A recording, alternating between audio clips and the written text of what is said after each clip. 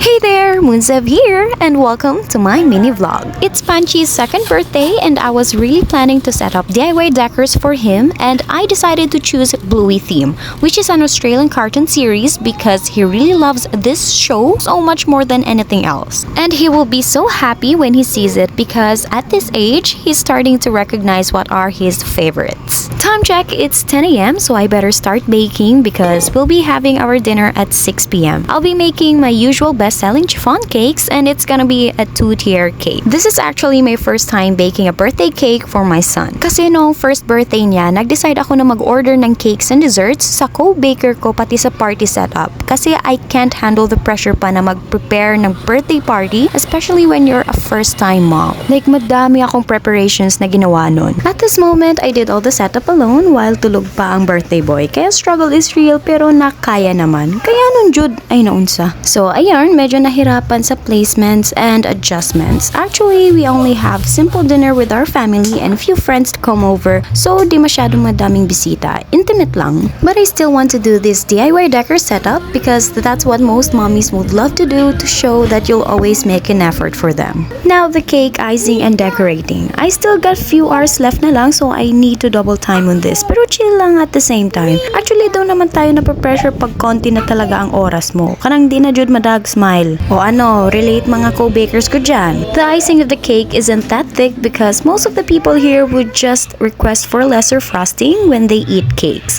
And there you go! I want the cake to look like this, like just few printable toppers and ball toppers with mini silver dragons on it. After that, I proceed on making ube slices. Huwag nyo nang pansinin yung nasa likod o pasensyain na lang. So actually, this is an ube chiffon cake covered with ube whipped cream icing. I only make these occasionally na lang, but best-selling ito sa shop ko when I made this before. I have here dessert trays since I also offer DIY dessert trays to my clients, but for now, I'll be using few of them. Our visitors are starting to arrive and the birthday boy is starting to have a good time with his cousins. He likes being around with people, but at the same time, he's having a hard time on interacting with them. In short, medyo mahiyain pa talaga siya. Ayan, everything is set and ready na to start our dinner. Actually, simpleng handaan lang and few desserts na kinaya kong magawa. Siyempre, kakantahan muna ang celebrant pero medyo nahirapan sa pictorials kasi ayaw tumingin sa camera. Talagang nahihirapan kayong kunin ng pictures tong si Panchi pag may audience na nakatingin sa kanya. Dahil wala kaming choice, ayan, kami na lang nag-blow ng candle niya.